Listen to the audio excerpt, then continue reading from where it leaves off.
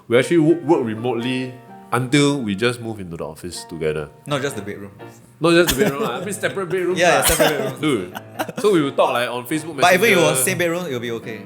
But that has never happened. Yes, but that has never happened. Yeah. Yes. Who knows?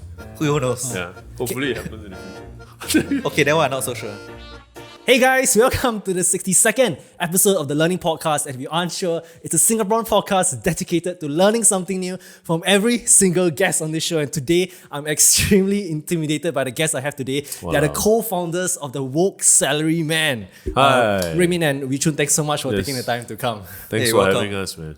Please don't be intimidated. Yeah, Hey. please don't be Yeah, intimidated. Do you find this place ulu? It's quite ulu. You're Okay. next to a prison, so it's a good location, I think. Really? Yeah, I don't think people want to commit crimes here, right? Okay. A little context about the Woke Salaryman. If you guys don't know, they make the complicated topic of personal finance accessible and easy to understand for younger folks. Their goal is to help as many people earn as much as they can, invest as much as they can, and ultimately cultivate good relationships with money, maximizing the money, and ultimately having a clearer purpose of what you want out of it. And they have hundreds of thousands of followers on social media. I think their main channels is Instagram as well. So I think that personal finance to me is something that is very, very big and important. I just finished paying off my student debt of about $35,000. So I when I first read about Wichun, I'm not really clear about your background, but I know Wichun also had student debt, and the freedom that I've paid my student debt is like so liberating to a certain extent. Yes. And I really strongly resonate, and I'm like a fanboy lah. So okay, sorry I'm fanboying. But you too just much, paid it off.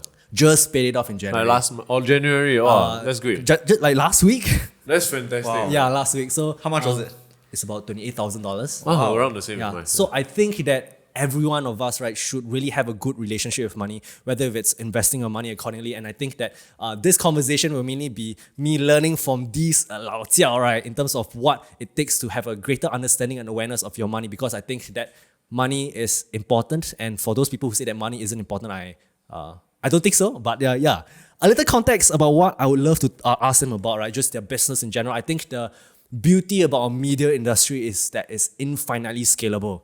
Illustrator, he posts an image or with certain captions accordingly, and you're able to resonate with the masses and spread a message accordingly. And to me, I feel that that's the greatest satisfaction that you can get as a creative, and that's partly one of the reasons why I do this podcast as well.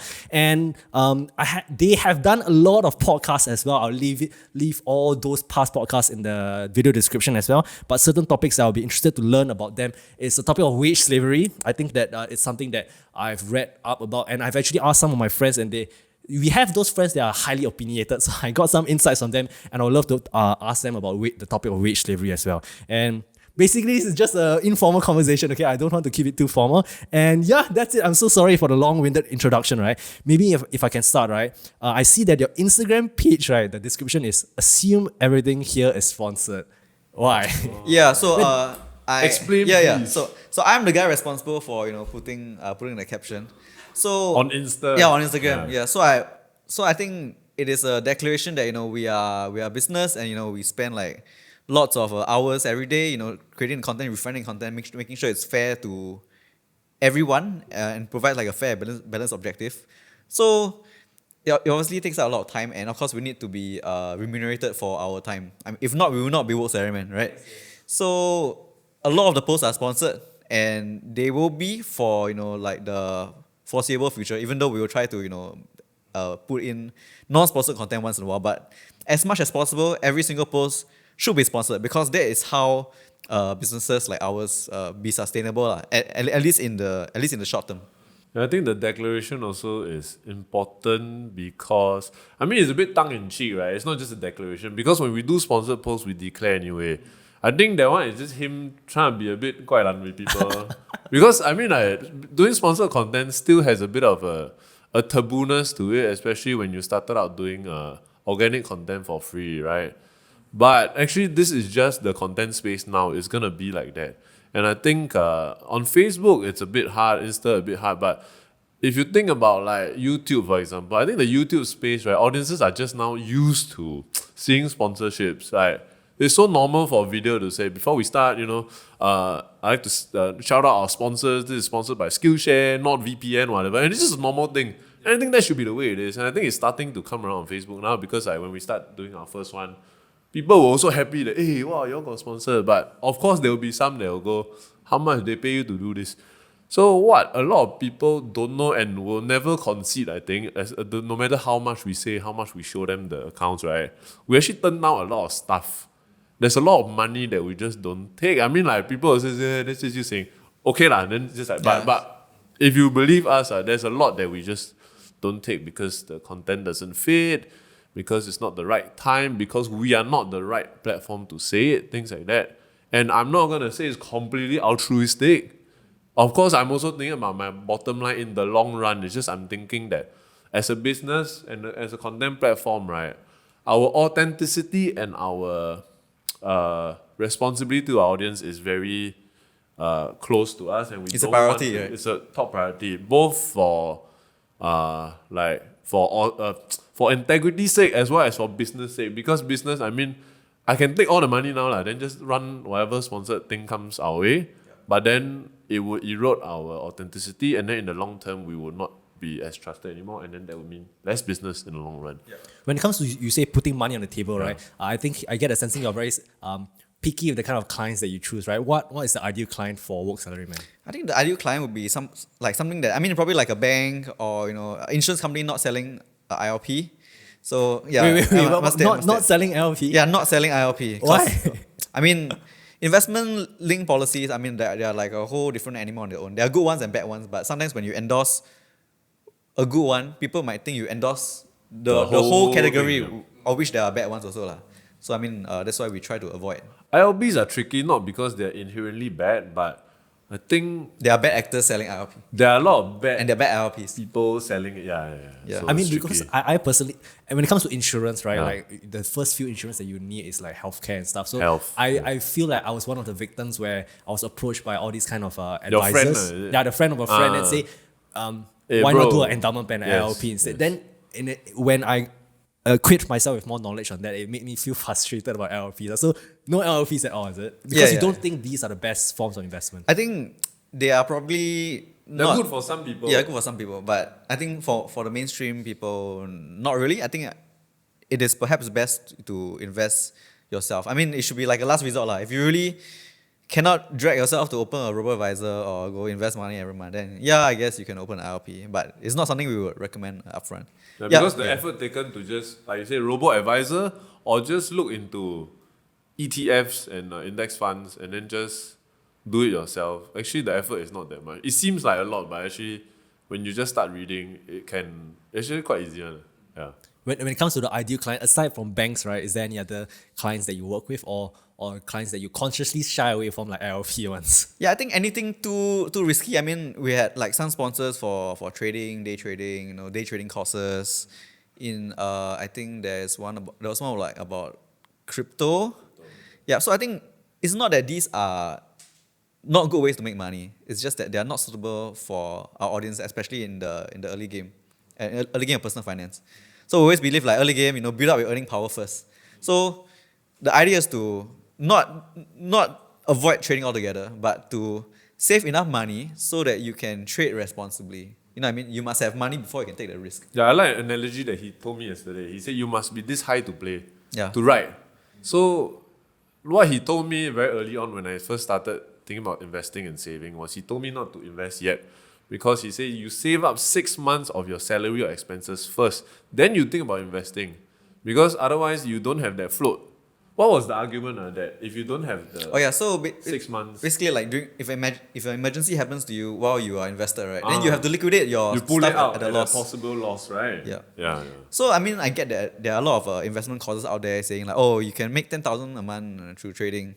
So this either requires you to have like a lot of capital, like $1 million, then you gain 1%, then it's 10,000 a month. Or you take such incredible risk with like $1,000 that there's a very high chance of losing it. So it's either one of these two things lah. And I think if you are the person with $1,000, I mean, if someone has like $100,000, losing $1,000 is no big deal. But if you lose $1,000 when you only had $1,000, Yeah, and our demographic it's a big deal, skews, right? Our demographic skews towards the younger and the, like what we say, like below 4.5K salary. So that kind of demographic probably shouldn't go into not yet. investment. Yeah, maybe in the future when our audiences are more mature, then we can explore that. I mean, we also grow with our audience lah. So when there's significant demand for this type of like information, then we will provide it. Because if there's no demand, then why go put a supply? Right now, for Woke Salaryman, you guys have obviously a very big cloud on social media, right? Is there any other plans to monetize in other manners? Because like I do see like on your Instagram page there are like merchandises, the banners that you can print out. Like technically the topic of finance, right? You can go in so many different directions. Woke Salaryman could have their own courses. I'm not sure if you guys are having plans for that. Like what is the main revenue sources that you guys are seeking for? Or right now it's mainly sponsored content for all these kind of big entities? Yeah, so I think right now it is sponsored content, and I think because we need to keep the lights on, right? But I think in the future we want to diversify beyond sponsored content. So I mean, merchandising is one of them. Although we always encourage people to buy responsibly, buy to support us, not to overspend on Woke Salaryman merchandise, because that would be crazy, I mean, that'd be ironic. We have thought of selling courses before, but not the type of courses you might think. So you're probably thinking like, oh, we charge You people give me 35 seconds. yeah. It's not that sort. We'll probably teach companies how to do content creation. Yeah, B2B, not B2C. Yeah. So, for example, like a lot of brands produce quite shitty content, if I might say. So it's the type where they spend 50K, they make a video, then they boost another 50K, then it has like maybe 5 shares or something, like one of those. I empathize. I'm the person boosting those Oh, posts. okay. Yeah. Okay. So maybe what we can teach brands to do is to be better storytellers.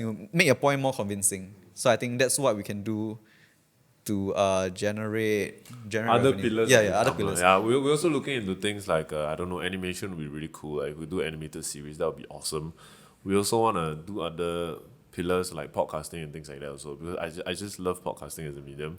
But then what we will need to do first is to stabilize our site and also maybe think about scaling, not to get investors or to just show that we have growth, but scaling to be able to take care of some of our day-to-day responsibilities, like making the stuff that we make nowadays, teaching other people to make it as well. Then we can focus our time to grow new pillars. Yeah, because to us, money is important in the sense that very early on, whenever people ask me why you start Woke Salaryman, I always, very straight, I would just say, I make money, you think what? I mean, of course, there is a very nice thing here where we can help people, our Ikigai, we can help people learn more about finance, make it interesting, make it more accessible, all of that, of course, but there's no hiding that I also want to make money.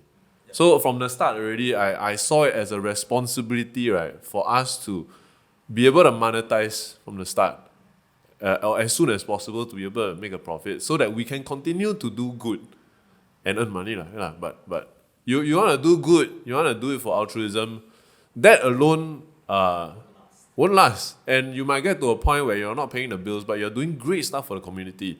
But then when the money runs out, what do you do then? You look for investors, you might sell some equity, then in which case your content might be affected if your investor doesn't quite get what you're trying to do, or you will have to then go and do sponsored content. Then when you are at that stage already and you're just trying to keep the lights on everyone, you just take on stuff that doesn't make sense. Then your content also not good. I mean, there's this saying, right, like beggars can't be choosers. So if you run out of money, you become a beggar, then we might have to accept those posts promoting ILP, right? Because bo pian. Yeah. Right? So we just never want to get to that stage. Yeah. So we will have to charge, we will have to do sponsored content. It's a bit like anti-venture capitalism. Like instead of getting a huge initial round of funders and then to really chase the growth and then to chase after either an IPO or a big boom like WeWork, then we sell, then we get a lot of money. Instead of that, we started off from the start, keeping our 9-to-5 jobs so that we can go and really make the content we want to prove that, okay, this is the way the content has to work and we've done it before. So if clients in the future say, hey, don't do it like this, do it like that, we can say, we've done it before, we've been doing it for months, this works. Let us trust us. Trust us.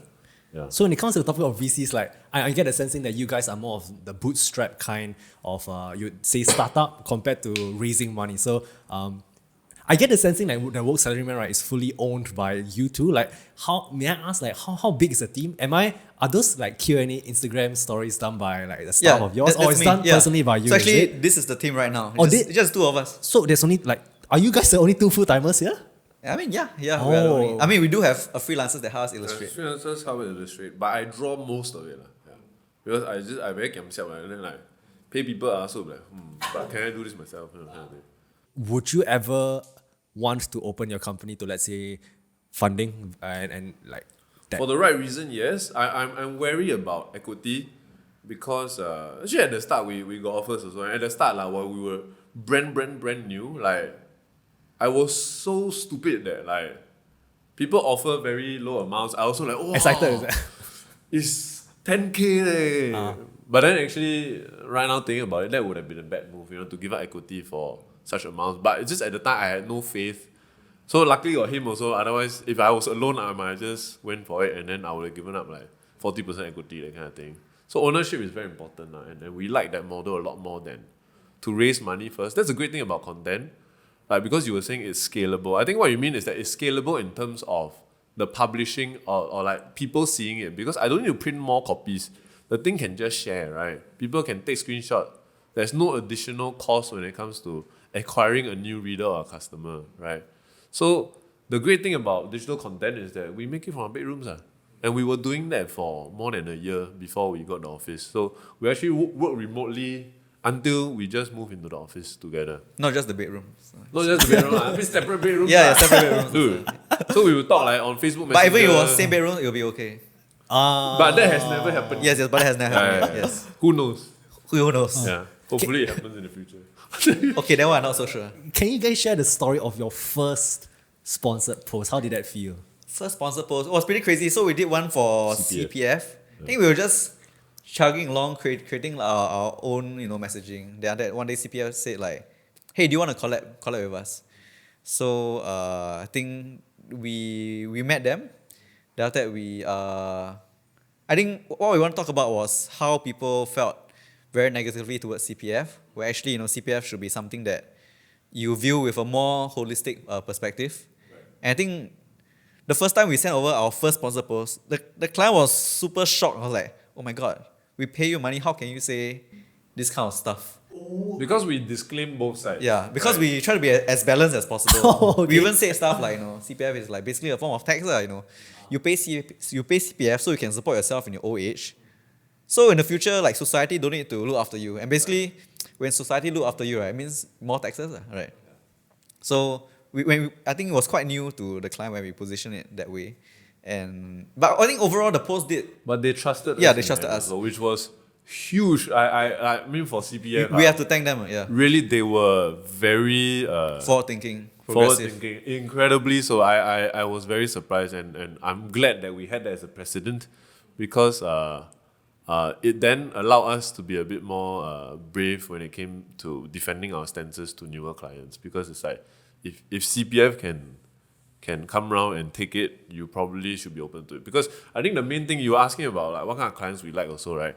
I think one main thing is that clients don't like, first off, their competitors to be mentioned, and second off, they don't like the other side. So you don't just say good things, you say bad things. But in my opinion, right, good content, and the content that I always trust enough to then base my purchasing decisions off of, right, are balanced pieces that tell me clearly the cons. So it's like, you might not want to get this if you are this. Then I know I can trust this one. And it's often far better, right, to lose, say, 20% of people that might turn off the article because this one not for me, got some cons, than to just have good stuff. Then everybody that reads it is like, it's a bit suspicious. Yeah, it's then dodgy, right? most people don't even consider it as a factor that they look at whether they want to adopt a service or a product. So you have to really admit that if you want to play content, right, or you want to go into content space and convince people, you have to be honest and be willing to look at either competitor or the other side of the argument. You know, say, look, I understand why you might not want to buy this because this. But have you considered this? You have to mention that one. Otherwise, I just immediately get the sense that you are just one-sided and that doesn't sell anything. Yeah. And I think being one-sided is like harmful to our brand. So I think we have... Harmful to sponsors also. Yeah, harmful to sponsors. So if the content is authentic, viewers win, the piece goes viral, clients win, and we get to protect our brand. So we win. If you want to do like a shitty, oh, my brand is the best, no other brands exist, then the post doesn't do well. You just wasted a whole bunch of money on a sponsored post. Our brand gets affected, and our readers, They read it. yeah, like, what the hell is this? Why would Woke Salaryman publish this? So it's a lose. So instead, always go for like win-win-win. Got it. When it comes to the topic of outsourcing to freelancers, right? Maybe we can transit to the topic of more of do you hire Singapore freelancers or Southeast Asian freelancers? And when it comes to the topic of wage slavery, I think I heard, or at least I think one of this podcast, right? That I'm not sure if Ruiming or Wee-Chun say that we grow up in an environment that we are groomed to be wage slavery in a sense, and there's this Probably quote that it sounds very Ruiming. Oh, really? And I came across a quote that says, I could have freed 1,000 slaves. I could have freed 1,000 more if only they knew they were slaves. So Oh, wow, did I say that? I don't think I've said that. Not we say, right? I read it somewhere. This is not by you. This is a quote that reminded me when I heard one of your podcasts. And then I was thinking that at least for my life experiences of teaching like young children, because I'm a piano tutor as my side hustle as well, right? And I feel that people don't know that they are in a system where they could perhaps take more initiative to be more in charge of their finances as well. So I know there's a lot of loaded questions here, right? But what does wage slavery mean to you? Should people escape wage slavery, and how can people escape? Okay, so first things first, I think let's talk about the local thing. Okay. I'm not local. Yes. I am a Malaysian and I'm a Singapore PR. So right now, as of now, every freelancer that we worked with and paid are all Singaporeans. At the moment, I'm also engaging one Malaysian fella who is living in Singapore. So, of course, his rates also is Singapore rate. And I'm engaging him because he's good, right? So the thing is, right, when you talk about drawing illustration, right, this is the fact. I can go to Philippines, I can get somebody who is 1/5 the price, who is just as good as a Singaporean that charges 5 times more. That is a fact. So the way that I try to justify this, and I am trying to justify because, there's a lot of controversy, especially late last year, about hiring Singaporean young people Not and being how hungry enough, entitled, that not thing, right? hungry Yeah. enough, that kind of thing. Yes, okay, there's all this controversy. What we are trying to do and what I try to do with my freelancers is to try to walk the talk, and I want to see how much it will cost me and whether it is an expense that justifies. Because, for example, we tell stories that are set in Singapore about Singapore problems, even though we have quite a big regional audience as well. People respond well to it. And I personally want to believe, this is not a tested hypothesis, I want to believe that if I hire Singaporean artists or artists that are based in Singapore, that they are able to then also visually take the tone of how we write and the sensibilities of Singaporeanness and translate it onto visual storytelling.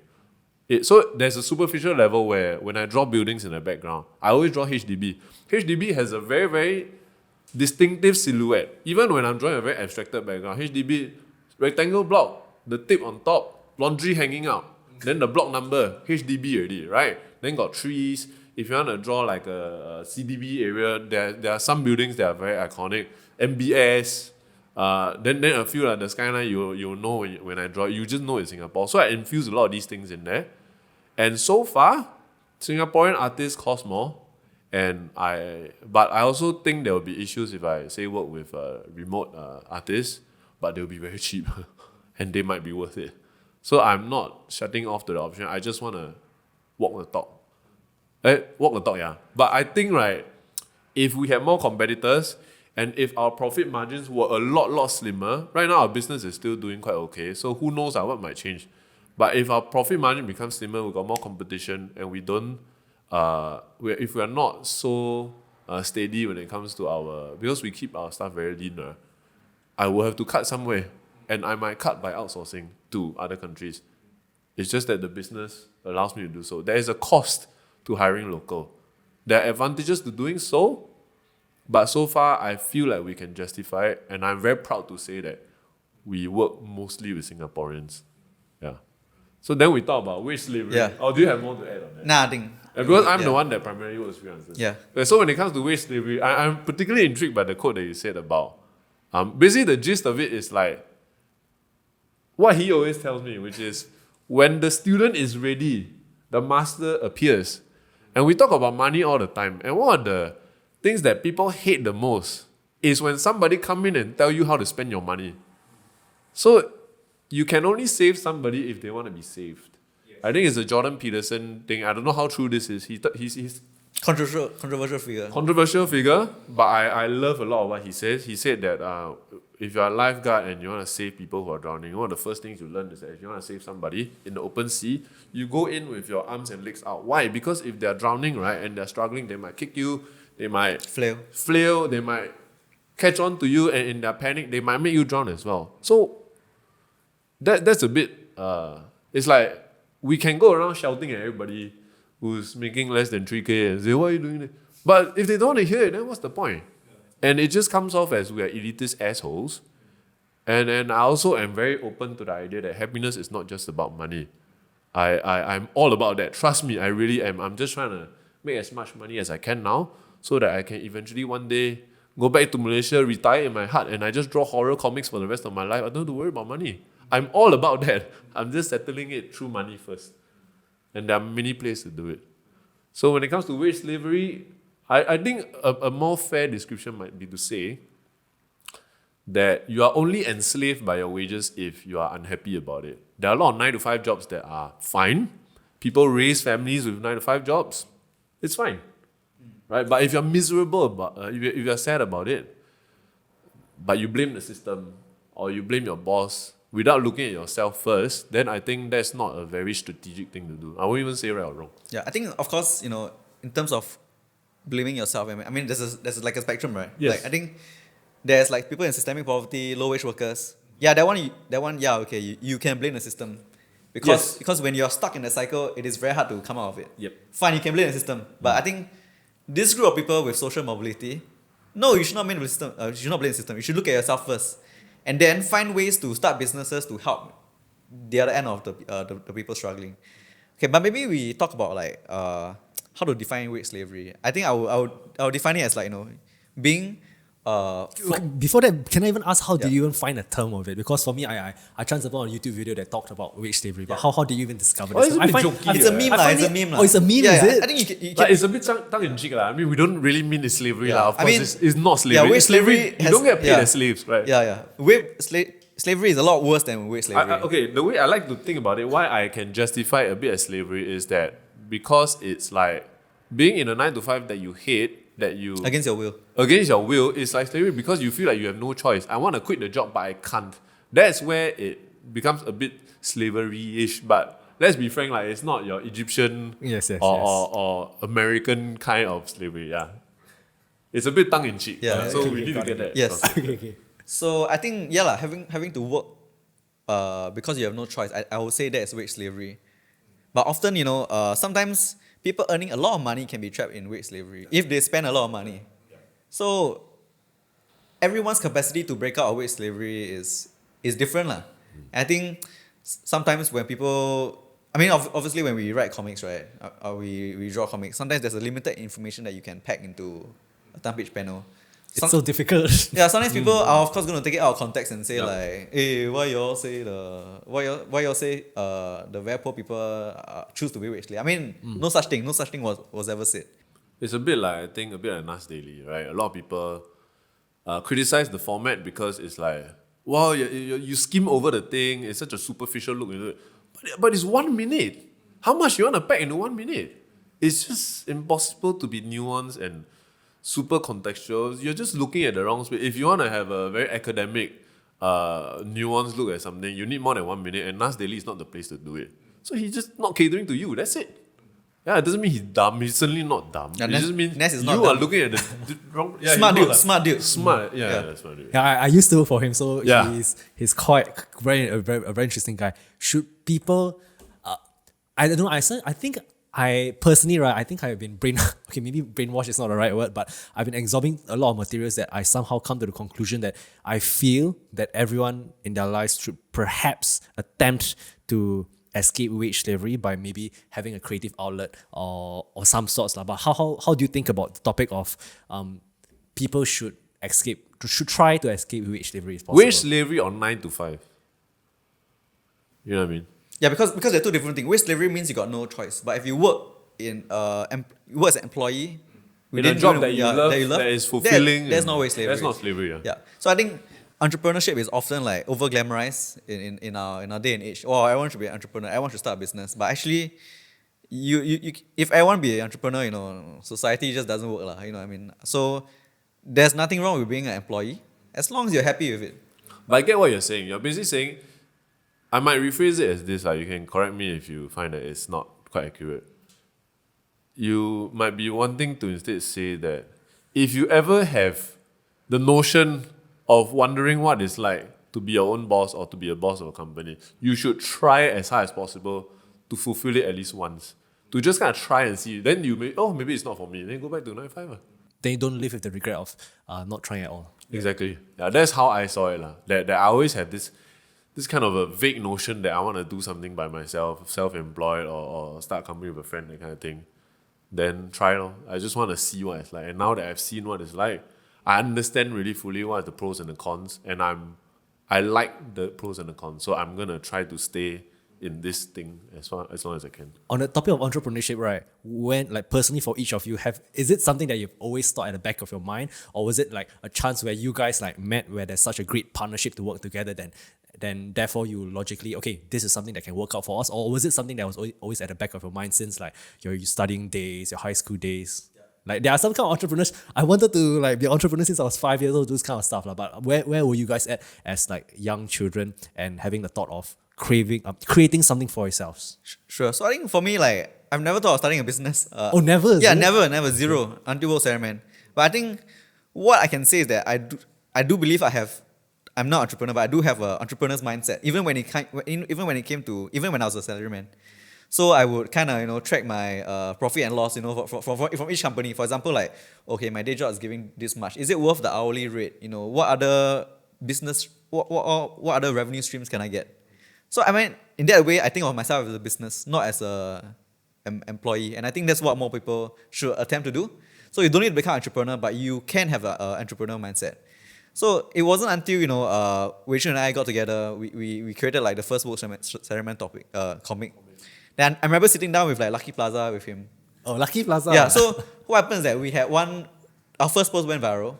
Then after that, I think we met at Lucky Plaza. We're like, what does this mean? Yeah, we had. Wow. Yeah, what now? Yeah, we had nasi padang. Then we were just talking about it. We sit at the bottom of the staircase. Then there's a faint smell of pee. Wow. Damn CD one.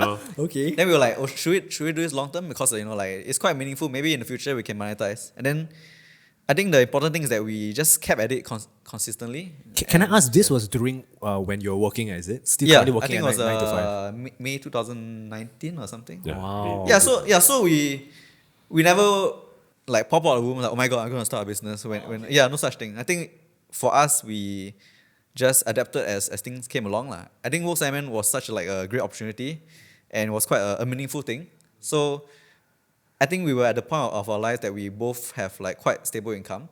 And a lot of people would queue to have this chance, right?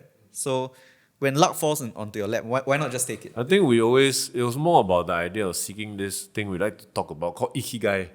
Ikigai is this Japanese thing about like satisfaction in life requires 4 things, that you do something that you like doing, that society benefits from you doing it, that society will pay you money to do it, and then something that you're good at. So this was in our quest, and we've been trying a lot of different things like on our own and together as well. Like people say that we are like overnight successes. So actually our first comic just did 6K shares, and then you can see that as we just popped up and success came. But that's not the case. I mean, I've ran my own and I'm still running my own kind of comic page. I've tried making things go viral here and there, that kind. Not really work. Sometimes work, sometimes don't work, that kind. And him also, trying it at his jobs and stuff. I also never wanted to be a entrepreneur, so to speak, and I'm a bit jealous of some of my friends or some young people that I see now that just have this hunger. I never had that. I wish I had that. For me, it was about having fun, and also I'm an artist at heart, so I just want to create things. But also this thing was kind of started because we would always kind of meet after like work and stuff, just like socially, because we're friends also. Then like we would talk about, how to make money. Like literally that's the question. Oh, maybe we can do this. Oh, maybe we can do that. And part of the inspiration for how Woke Salaryman started was that we wanted to use the Woke Salaryman as a portfolio. So we say, hey, how about this? We are both good at doing content for the social media and Facebook space. So how about we make something that is boring, be interesting, and then we sell to companies to say, hey, look, we've made personal finance, we also made interesting enough that there's 25,000 likes on our page. Let's do a workshop, 4 hours, 3 hours. We sit down with your marketing guys or whatever, and we show you guys how we did it. That was the original model, because I had some friends that did workshops, and it seems like, wow, one deck of slides, you just present. Can reduce a lot of time. Yeah, reduce a lot of time. Wow, efficiency. Banks, yeah, so that was the original thing in how I think we would have made money. But I mean, Woke Salaryman took off on its own, and we became viable enough to just do sponsor content. So we never really went into that space. We would love to do it. But you guys are going into the space, right? Thinking of being B2B. If there is if there's anyone running a business, listening to podcasts, you can just email us. We did it once. Yeah, we did it once. We did it once, and it was cool. Like, it's good money too. Right? But yeah, maybe now with the Woke Salaryman, like, we can get even better rates. Maybe, I don't know. Yeah.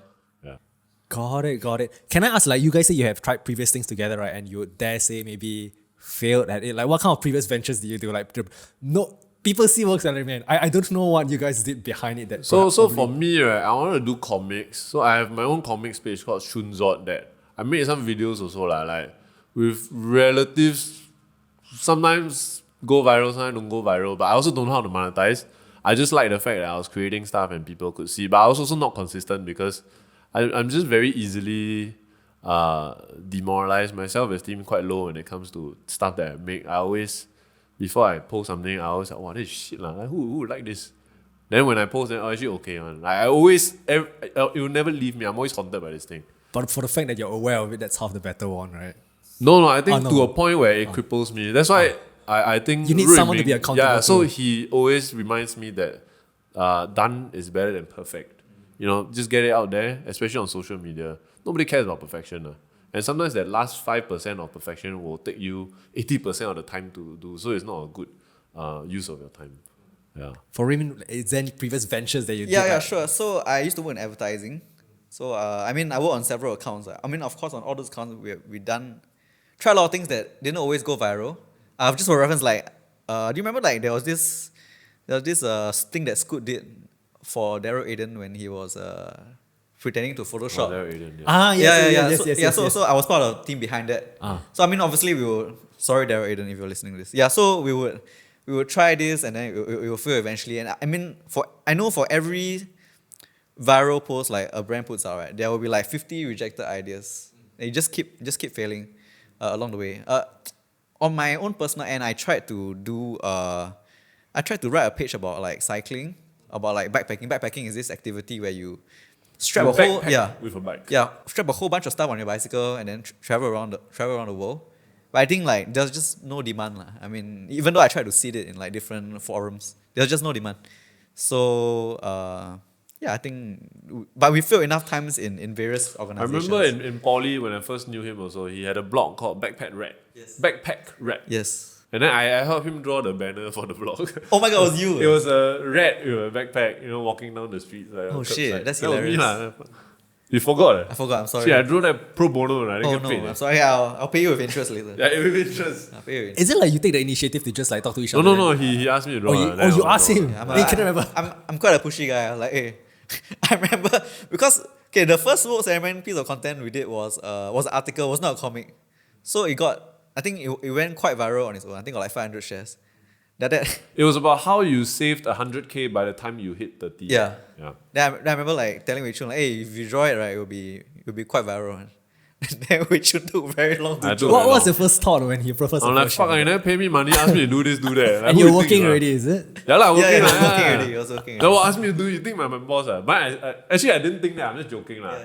But I just kind of sat on it for a long time. So I go home, I'll play game. I don't want to go and do some thing that no problem. But I did it. Yeah, he did eventually. And then like the first post, it did really well. And then I think we just continued from there. Where do you guys came up with the word woke salaryman? Yeah. So I think Or were there any alternative titles that we were choosing between? so I think initially I thought of like the awakened salaryman, but like not very. Wow. Sounds prophetic. Yeah. It's So the chosen one. it's not very catchy, but I think Rachel always like to say, like in the local setting, you always like to say like, oh, I woke up, one day and I realized that, oh, I need to do something. So I think that's how we use the word woke. So I mean, yes, I know what is coming. People will say, is it like you're borrow from like the Black Lives Matter movement, that kind of thing. I mean, no, it's nothing like that. It all started with It literally is. yeah, I wake up. I wake up, yeah, but it's a bit tongue in cheek also because we always have a tagline, "Stay woke, salaryman." I think I suggested that because one of my favorite songs at the time was "Redbone" by Childish Gambino, and then the chorus is like "Stay woke," so I love because it's a falsetto song and it's like, "Stay woke." I just love how that sounded, so I wanted to, and also like you also in your introduction very nicely said to have a relationship with money. What a relationship means, right? It's not just I set up and I leave it. You revisit it. So the idea of staying woke means that I will revisit and I will continue to stay there. Instead of I just set it once, I leave it, done. Because you always need to rebalance your portfolio when you're investing. When it comes to your savings, if your salary changes, you rebalance. If your lifestyle, inflation getting a bit out of hand, you also rebalance. So you need to come back to it. So stay woke, salaryman made sense to me.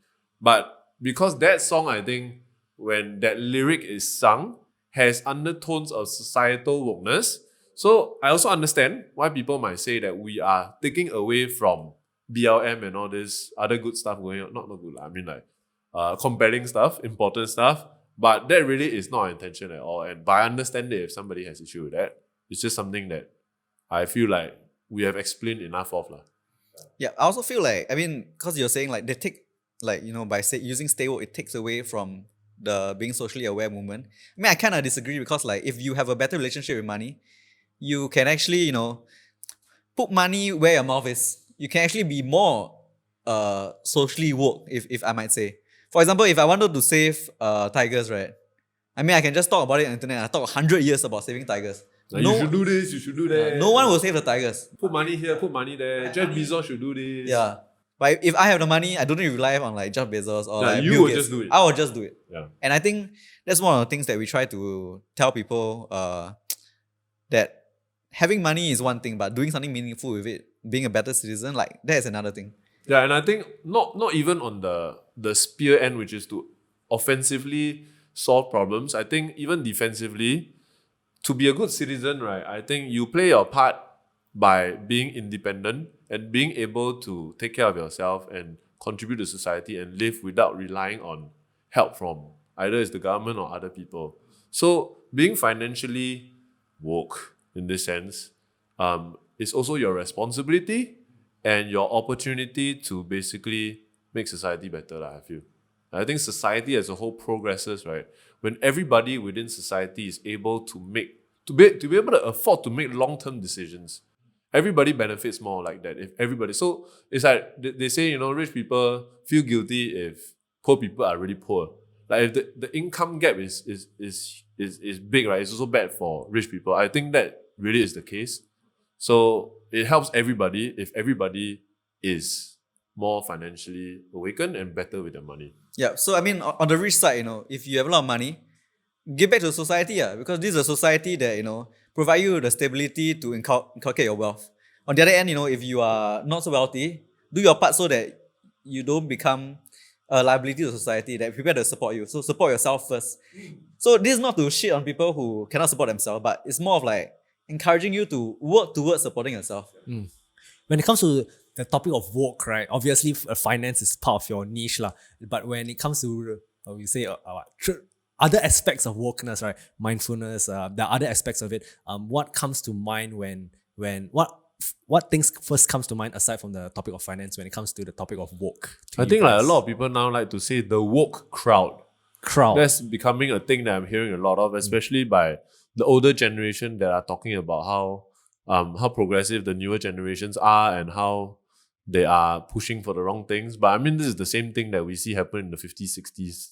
It's always like that. The cycle happens again. Yeah, young people always want to come in and introduce some new thing that the older people are like, what is this new thing that's coming in? And it might come to the time where, we'll be that old that we just like, what are these young people doing? It's just a cycle of nature. So that's one that I hear a lot, the woke crowd. Oh yeah, I think a lot of it is like there's gender equality, there's like gender roles in society, there's race, there's privilege, there's like class. So all these things we also take into account when we create our content. Like, I mean, we try very, very, very carefully not to reinforce some gender stereotypes. Like, really, like, even though it is very hard, because people always nitpick, but then we try, please believe us when we say that we consider the implications of each drawing very Yeah, carefully. okay, so our default character is a botak character. The reason why it's botak is not because it's male. The reason why it's botak and naked is because I wanted that character to be as relatable as possible, as blank of a slate as possible, that there's no gender indication or whatever. But then what happens if we need to draw a couple, for example? If it's about divorcees, it's about wife, husband, child. How do I do that? Do I draw two botak figures? Naked, the child also naked. I've done that before. But if it's clearly about male, female, and I need the characters to be identifiable, who is who, I need to draw hair. I need to draw skirt. So then the gender stuff come in. Then when I draw a skirt, then so it's like, it's a female and a naked botak man? No, then I need to draw the man already. So it becomes tricky really quick. And I'm still trying to figure out how best to do that. It's a work in progress. Yeah, my thing is I try as much as possible to do standard default botak person. But if I need to indicate things, if the story makes it so that I have to indicate gender or occupation by wearing shirt or whatever, I will do that. That's just how you have to do it. It's very difficult.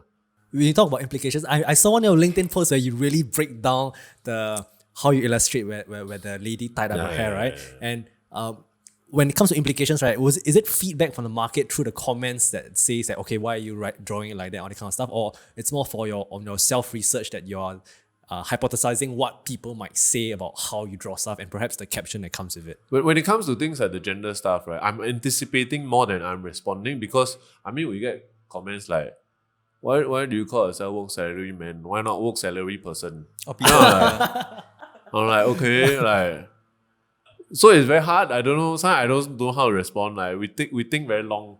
We write drafts. Should I say this? Okay, maybe change this word out. Then we reply the thing. So we also consider our engagement with the community extremely carefully. And Ruiming is particularly good at that on the IG space. So when it came to like this kind of thing, I always anticipate first. Yeah, and sometimes our artists also, that's a good thing about having other artists, they also surprise us by like they put little things in there. Like for example, I had one artist, Mel. Mel is great. We had this one panel about doing side hustles after work. And she pushed it a bit. So she drew the person holding like a very, I don't even know how to describe it, like feathers and drag queen drag queen kind of thing. So it's like the side hustle is to go and do drag.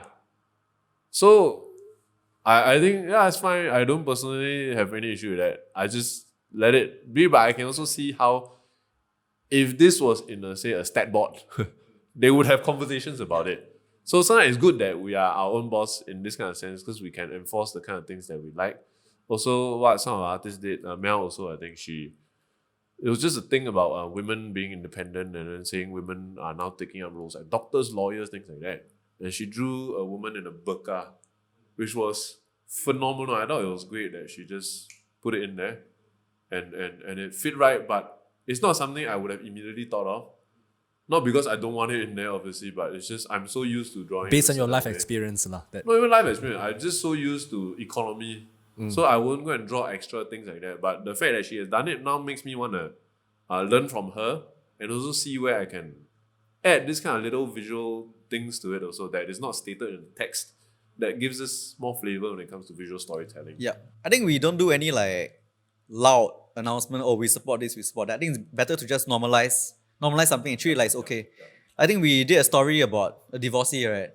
I mean, we just write about divorcee like as matter of factly, because yeah, being divorced is very normal. There should be no stigma. We just say matter of factly, and I think that's our own little way in contributing towards how people perceive divorcees. And what makes a good artist in your eyes, in your opinion? But because I know you are not really the artist, but what's your definition of a good artist and your definition of a good artist? Okay, the term artist is needs to be clarified, because artist means I'm expressing myself and this is my main priority. If you're a designer, that's different. A designer designs to accomplish or fit a brief. So And it can be a mix where I'm expressing myself and I'm fulfilling a brief, or my brief is for me to express myself.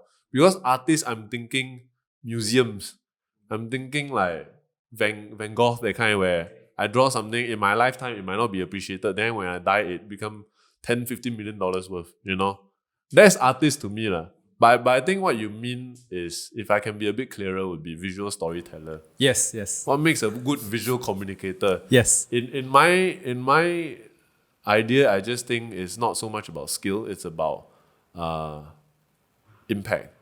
If I can do something that people have messaged us that our staff made them cry, and sometimes it's not even like I'm trying to purposely like squeeze tears from your eyelids. I'm just drawing it as matter of factly. It's a combination of the storytelling that he does with the text, and but there might be little things like hair tying and things like that remind somebody of something very specific. So for me, it's just to be honest and to think about impact, and to not be so carried away and so egotistic to think that it is your skill in rendering that is making something sell. That is part of it.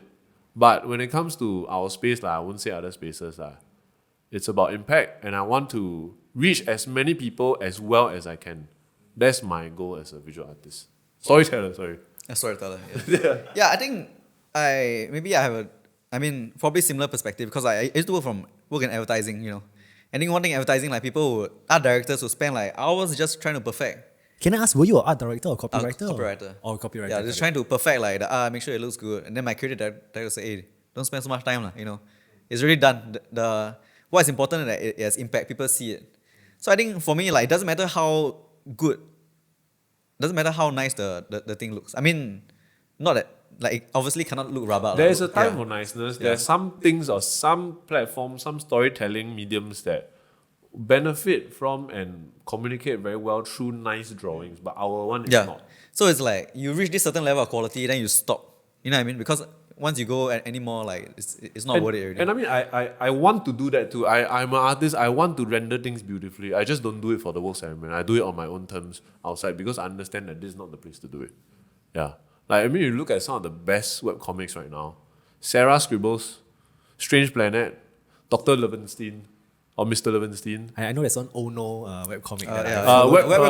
Webcomic name. Oh, I'm a big fan of Yeah, that. I mean, you look at the rendering, like, it's not phenomenal stuff. I mean, they're nice, it's stylized, but the effort to draw it is not, say, incredible, but they get so much impact.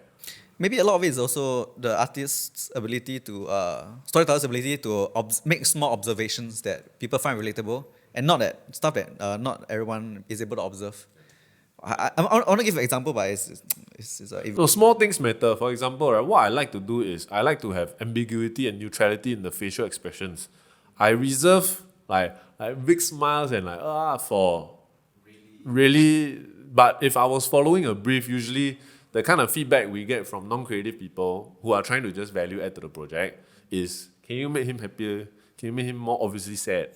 So my way of kind of working it, I believe, works well for us, because it doesn't feel so like I'm trying my absolute best to sell you on something. So these kind of touches matter, because the feel is different. I guess it's all like small observations. So for example, Wei Chen was drawing the one about the divorcee, and after that, like, it's kind of to showcase like the guy feeling insecure. So I think like a typical artist would draw, like the guy, I don't know, maybe hugging himself, maybe like in an insecure A very pose. melodramatic, Yeah. visually like. Yeah, but I think what we tried to do was to make it like, to have this line. Actually, like, I've heard this line uttered by quite a lot of people before. It's saying like, oh, now I earn enough for you, then I'm not good enough for you, right? I mean, so this is a line that implies insecurity, but the artist doesn't need to show that the person is insecure. Because in real life, I wouldn't be saying like, oh, I'm not good enough for. I would kind of be passive aggressive a bit. Yeah, passive aggressive. If you try and draw it too much, then it becomes too fake, is it? Yeah, one of my favorite, I'm a big Miyazaki fan. One of my favorite Miyazaki moments is when this is a behind the scenes of one making, and he was drawing this scene, the animator was drawing this scene of these women, right? They're stepping on a valve that would blow air to channel fire to make weapons. So it is very arduous, laborious stuff that women had to do because the men were all fighting. So the artist drew the women like, And Miyazaki was disgusted. He said this is obviously a person who has no idea what pain is like. Because if you are doing that for hours at a time, you won't wince at every time. It's so tiring. So it's just, they withdrew it and it was just, not even boredom, like quiet determination and the strength of bearing such pain. But you can still see the pain through a bit of sweat and then the eyebrows furrow a bit. So subtlety has power as well. That's a bit like what you're saying, with the husband not going, so it's more like, a bit more like pego, especially in Singapore. People are very pego here. I think like when you pick up small details on like this, like people can resonate with it a lot better. People consciously don't know it. Yeah, so it's all about making observations that people are quite noticeable, but people just don't notice. Got it. Okay, I'll move on to the last section because I know that you guys are tight on time. But when are you guys going to start a podcast? So right now we are still quite busy with fulfilling the content that we want to put out on our comics and articles front. So we need to make some hires, I think, and also train people well enough that we can offload a bit, because I think we can just have somebody come in and help us produce the podcast, but then I also feel like the first few episodes at least we need to do it ourselves to get a stamp on it, so that if we do outsource it, that's how we approach most things. Yeah, that's how we approach most things. Like we want to do it first, then we have a rough think about, understanding of it. Yeah, then we first. think about either selling or outsourcing it, because it's important for us to have that stamp of creativity. Yeah. We need it to be the kind of uniqueness that we want it to be. We don't want it to be just a standard procedural thing that we just follow the format and then see what we can do. We want to really do it well. So that's, by the way, how bad content is created. When people go through the motions. So a lot of ad agencies and like social media companies, what they do is they have a content calendar, right? I mean, an ad agency. Yeah. then they'll say like, oh, you have to post 20 times a month, right? And then the ad agency creative like, oh my god, I have to come up with like shit to post. How many content pieces? Then they just like squeeze out like 20 pieces of mediocre content, where what could have been better done is that they let go of like let go of quantity, but instead focus on quality. Create one good piece of content. But there's a reason for that. I mean, there's certainly a reason, because it's about charging, right? Yeah. Also, if you scale and you have people under you that you're just taking on, they're not that high level or not so self-motivated, this kind of thing keeps people in line, and you can have a regular staff. Yeah, exactly. So there are definitely trade-offs. Yeah, but when you find somebody who you can trust to do content, you should just, as much as possible, I believe, let the person take some ownership and decide when to post and things. Yeah, because when you hold the person's hand too tightly, for example, like if now they tell me like, oh, your KPI is 20 posts a month, then I'll just like create like 20 half fuck posts. I just like, oh yeah, I do for you, okay, done. Instead of taking the time and effort to research a piece of content, making sure everything is balanced, making sure it resonates with people, because that takes time. Creating one very good piece of content might take out so much time you don't have time to work on the other 19. Got it. Okay, this is just a very selfish question, right? Because you have been in the advertising industry. I'm in the advertising industry right now, right? What kind of now that you're out of the game, right? How do you feel about the advertising agency scene in general? Well, you might go back to it, like if Woke Salaryman bankrupt in 3 Yeah. I might go to it. Touch wood.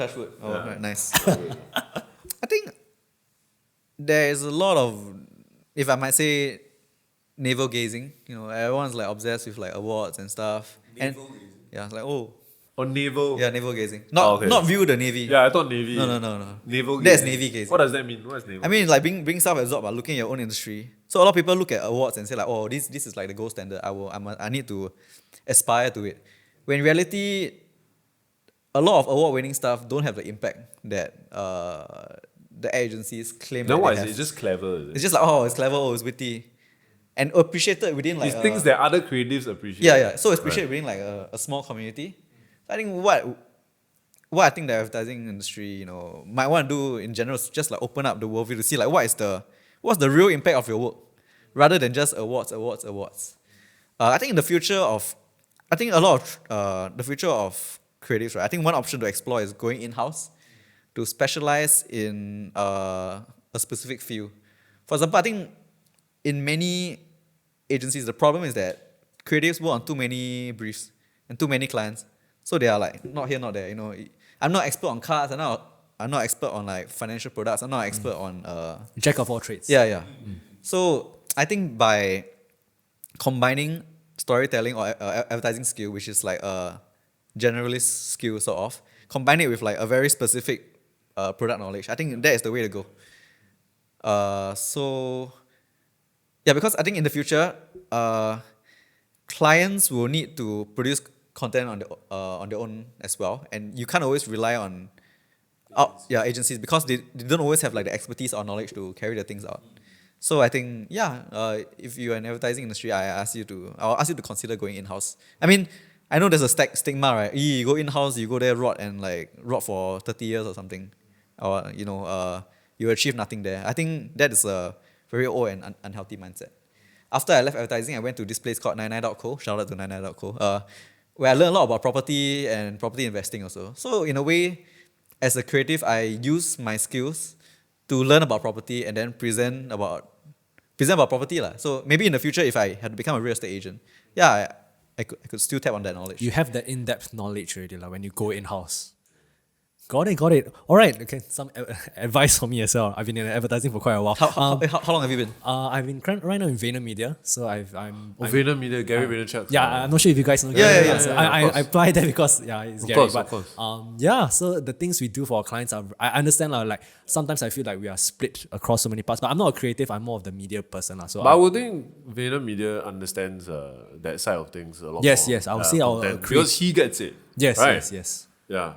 I mean, I've never been in agency, but I also can relate because before, the last job that I quit before doing Woke Salaryman full-time was that I was working at this company called Dornier MedTech. Shout out Dornier MedTech. It's basically a medtech company that makes devices that use shockwaves, right, to obliterate kidney stones from the outside without invasive surgery at all.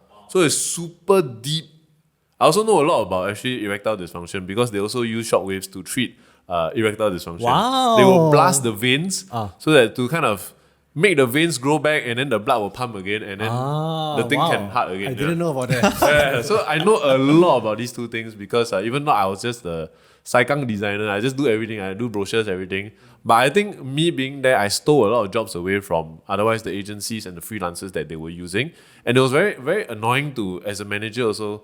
I had to go and look at or a videography company come and help us shoot. Then I gotta brief everybody again and tell them, okay, this device is this, we use this. The ray have to illustrate like that, have to animate like this. So in-house, in-house is underrated. Yeah, it's underrated, and it's a good place to go because sometimes the money is good, and oftentimes the impact of the work and the contribution you have. The agency also I hear is super fierce, especially with creative. Like your work hours are not that great. So in-house, sometimes the work hours can be quite good.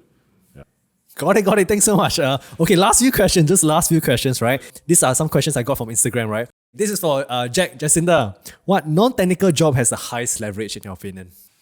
Yeah, so I think real estate agent is pretty high because when you look at product knowledge, right? Real estate analysts, they know the most shit about the property market. Like they can look at the stats. They're the technical people. Yeah. I mean, some real estate agents do it also, but the minority is they are the minority lah. But as a real estate agent, you know how to package a property, and if you can borrow the stats from the analysis that the real estate analyst already did, right? Which you don't need to do. Yeah. Then you can sell the property if you make a compelling case. So what kind of soft skills would be good as a real estate agent? Yeah, I would say like persuasion, Sales. Yeah, persuasion, sales, people management, holding your anger when your clients like treat you like shit. These are very So even though they sound very general, but they are really, really no technical skills. It's about being likable as a person. And I think like just being likable is really half the better one because if you're not likable, people won't listen to you. So I would say real estate agent is probably one of them. Or any other thing associated with sales, I would say. Because buying a home is often such an emotional purchase, right? So not everything will be based on facts. Math. So it's a combination of technical knowledge and also making sure that your argument is persuasive and pushing the right buttons so that people will make a sale. Of course, I'm not saying go and push buttons. Yeah, go and push buttons. I mean, push buttons responsibly if you ever become a real estate agent. Does that answer the question? Yes. I don't, because I'm a technical person. you're I technical. solve problems by being technical. Got it. So I Alright. can't answer this one. Okay, 2 more questions. I think it's a little random. How did you guys know when to get married? Any advice? But we're both not married. Yeah, we're both Oh, you're not both married. okay. I'm engaged lah. Or engaged. Yeah. What relationship advice do you have? Compromise. Compromise. I think like So I recently had my mind changed when it comes to arranged marriages. Because I used to think, like, what kind of nonsense is this? Like, your parents make it, and then you just go with this. But actually, it's not like that. Like, I read a bit more about what it's like in India, for example. So what they'll try to do, because obviously they also don't want to arrange marriages that will fail. They will say, look at mutually beneficial for the family. Like, so if my family is into textiles, this family is into logistics, can do freightage, whatever, right? Then obviously got business opportunity. I have. It's the original algorithm. It's family-based algorithm, right? Then I'm like, hey, my son, your daughter, actually their vibe quite similar. Let's have them meet. So it's not like force the person to just marry the person. They try to make it work. misunderstood. Yeah, and it's great because there's that family network there. So if there's any problems, you can talk to people. They can give you that perspective also. So actually it's not bad. And I think like even normal marriages that are not arranged, it needs a bit of that because I love, Project Runway, Tim Gunn. So he always says, make it work. When you say make it work, it's not just it works. It's like you put in the effort to make it work. And I think relationships, for me, it's like that. Like that you find something that you find somebody that goes well with you at the start, but you also have to make it work to get it as close to perfection as possible and keep updating it like your money situation. I'm not saying my fiancé is money. Because she's angry at me. Yeah, because no matter how perfect the girl or guy is, there will always be something to You get to close nitpick enough, on. you will see something. Familiarity beats contempt. So people always look for the one. There's no such thing as the one. It's all about like love is a choice. You just have to every day put in the effort to make it work. But since we're personal finance blog also, I think it's also important to consider. Somehow woven, is it related? No, I'm saying you should also in a way screen somebody. Not to say people cannot be convinced otherwise. And you can, it's practically probably impossible to just find somebody that completely aligns with you when it comes to financial decisions. But financial decisions and relationships are extremely interwoven. You might think, oh, pure love, whatever. But seriously, you live long enough, it will be something that you talk about. So when you also meet somebody, not to say ask, hey, you into investing or not? You ever invest or not? No, then okay, sorry, bye-bye. It's not like that, but you kind of see the sensibility of the person. Yes. I mean, for example, if you're a BTO guy, then the person want to Condo guy. Condo. I buy a condo, I live in landed property. Then I Then expect something needs to be discussed. Yeah, or At like least. I want you to look after my parents. I want landed property. I want this car. I want that car. That kind. And then maybe. Or like my parents say you cannot. My boyfriend needs to earn more than me. Then there's an issue already. So all these things need to be discussed upfront.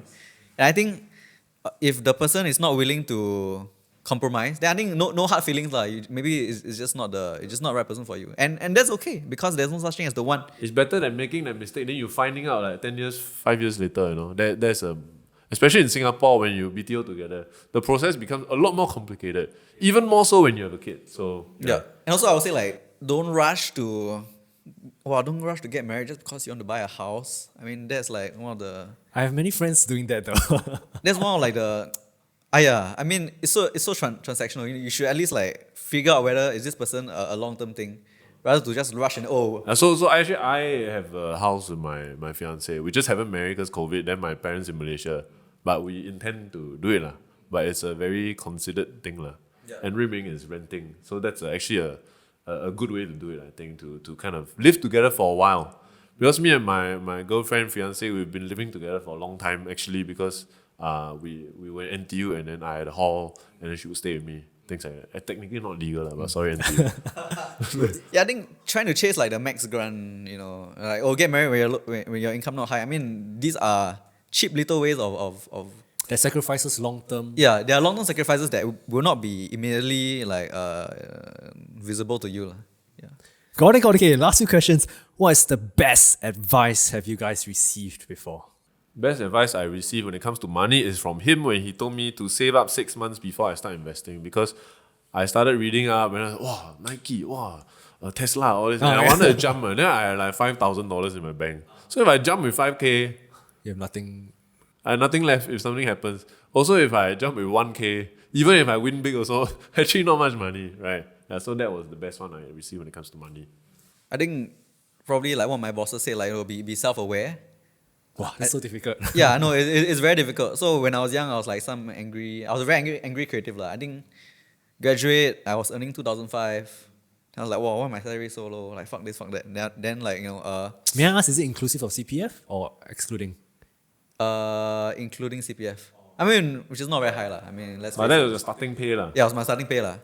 So I mean, in my initial years, I kind of like blame everyone for all my problems. I mean, wasn't until my mom had like a massive stroke, super bad stroke, and then like I needed to take charge of my finances. Then along the way, like I mean, in the pursuit of saving more money, earning more money, I had to examine other people's point of view. I think that's when I learned to be self-aware. To say like, oh, actually this successful person thinks this way, then like, why do I think differently? Like, something is wrong the way I think. Is it? Or then I, through many re-examinations, my perspective changed and I feel for the better lah. Of course, not everyone's mom can have a stroke to give them that kind of epiphany. So I mean, that's why we also try to shock people with our Woke Salaryman comics. Yeah. When it comes to Without having a stroke. So when it comes to reassessing, like aside from, because I know that you share a lot of books that you have read, so along this way of being more self-aware, was there any resources, videos, mentors, books, best books that you have read that you Ego think is that the everyone? enemy is pretty good, Ego is but the you gotta enemy. read it carefully because you can't just take everything and adopt. You gotta get a sense of what your kind of personality is. So if you are somebody who's already very submissive and very shy, shy, introverted, yeah. not assertive. Assertiveness is also very important, especially when it comes to things like negotiating pay, sticking up for your content or product that is good, and not to have to change it just because somebody is being dominant. So, but if somebody is very cocky, dominant, they will get a lot from reading Ego is the Enemy. So that's a good one. yeah, I would say just read really as widely as you can, even if you, I mean, we always tell people, even if you read Woke Salaryman, you should read everything else so you develop, you see all perspectives and you develop your own opinion. Like, always think for yourself. Like, please don't follow whatever we say like wholesale, because I mean, we have different life experiences. And also try to seek out things that you disagree with and just to subscribe to it, just to be able to see what they're saying and control the anger so they can absorb it and don't comment on their posts. That's Yeah, I think In what way do you do that?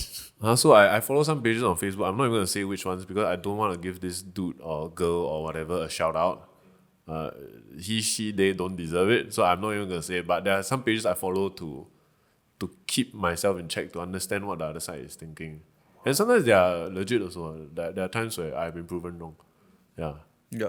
So I mean, there are people online. I mean, maybe we can talk about like foreign people lah, cause they are not so sensitive. And there are people like Hassan Minhaj, or then there's yes. like Ben Shapiro. Oh, Ben Shapiro, the very consume both of them.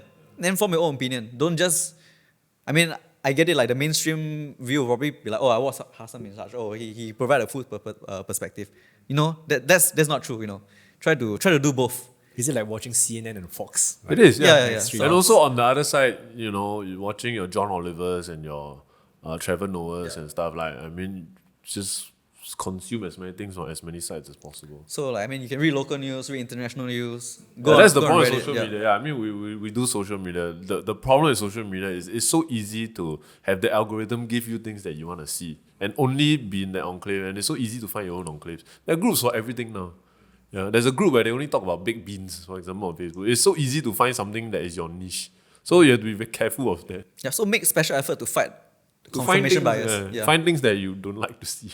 Many people don't like that. Yeah, I guess. But then But like it helps so much. that's how the people who can fight confirmation bias get ahead.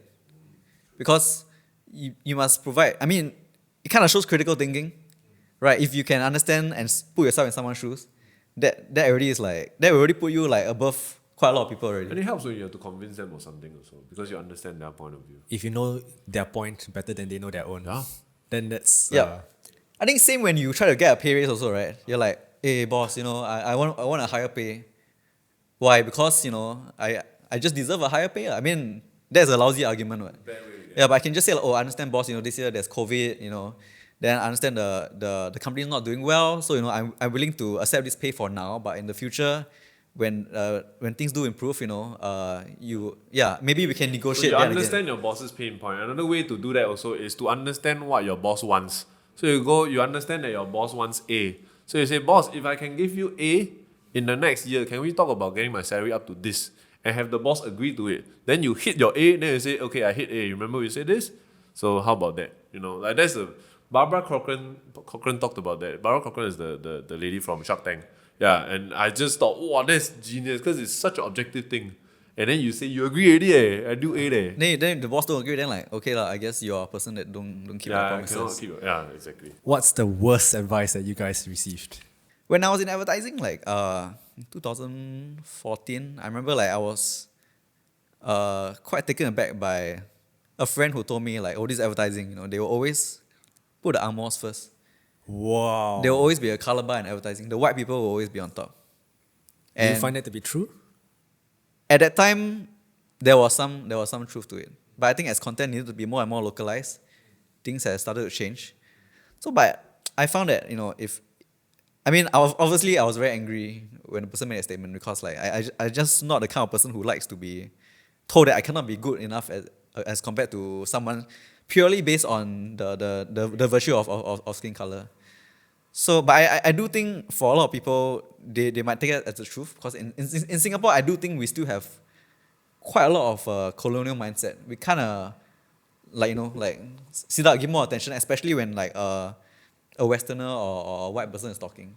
We attend schools in US and UK, and we think like, oh, their thinking is superior. So I think that is a pretty.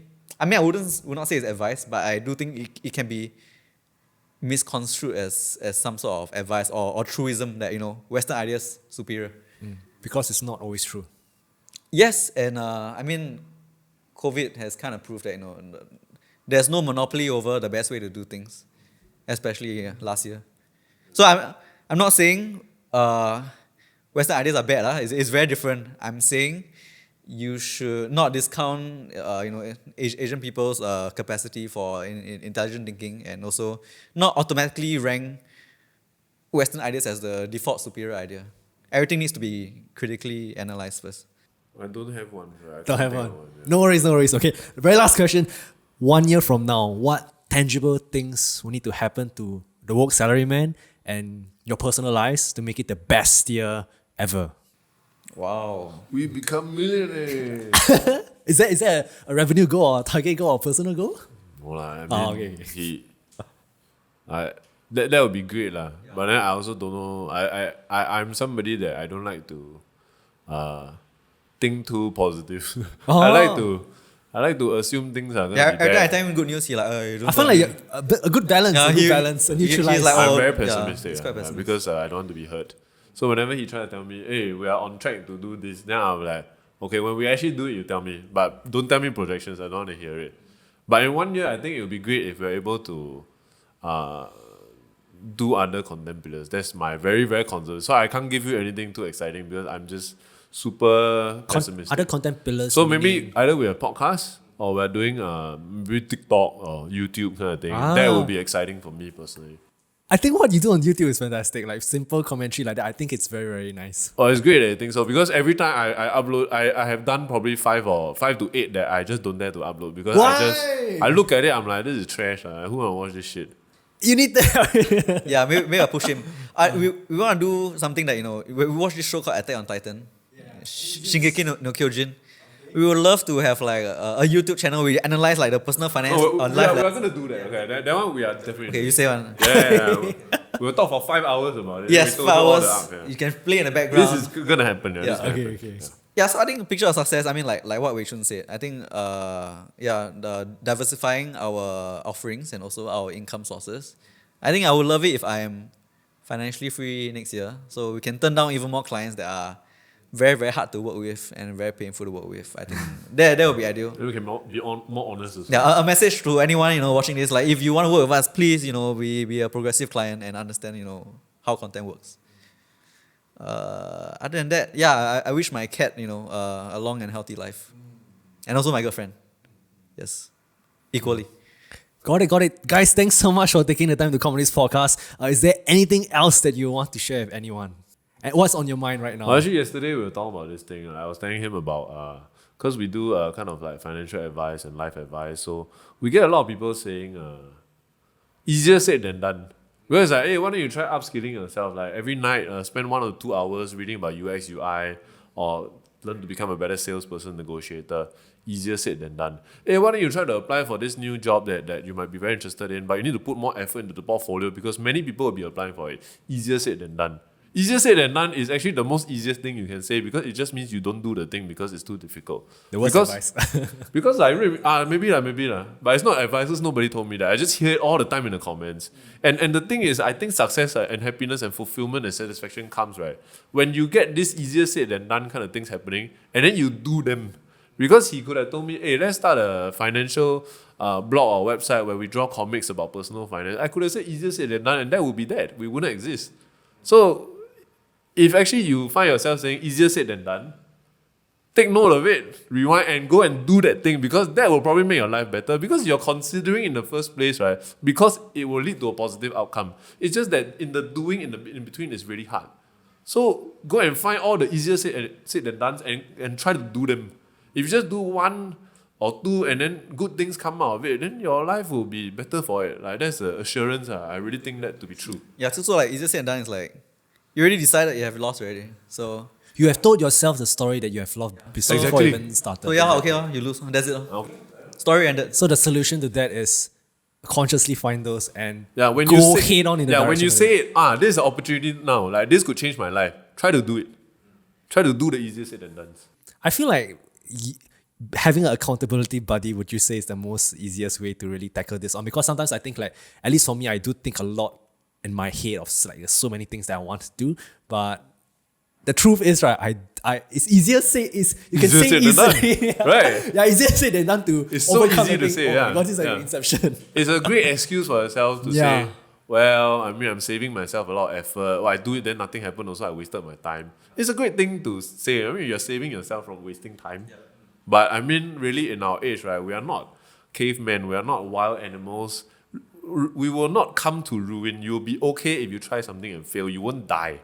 Most of the time, I mean, don't go and do stupid shit with what I'm saying now. And please don't contextualize, I mean, the mainstream audience. I don't take this out of Yeah, context. don't take this out of context. We are very, very sensitive about So it won't lead to ruin. Just try it. Try it and fail. Guys, thanks so much for taking the Hey, time, thanks for right? having us. I'll leave all the links about everything in the video description, and I've learned so much from them. And yeah, I'm just a fanboy. When will you guys be selling the things? I'll be interested to The buy some. posters. Yeah, the posters. Oh, they're on But sale already. Honestly, Actually, but the posters it's not made to sell. Yeah. We did it to motivate ourselves. But it's so people, nice. I think I would like to have one over here. It's on sale already. Oh, okay, got it. But order close soon. And order remember, soon. if you are not in a financially good space, do not buy it. Don't buy. Wow, always give a disclaimer, is it? Yes. All right, thanks guys so much, and hope you guys enjoyed this episode of the podcast. It was fun. I hope that I'll be looking forward to the new content pillars that you guys have, because I think that there's so much more to go in really just uplifting at a macro level, the awareness of it. And like you said, like if everyone becomes more woke about their finances in a sense, right, the world will be a better place. And yeah, thanks so much, and I wish you all the best. And man. Happy New Year! Happy New Year. Happy New Year.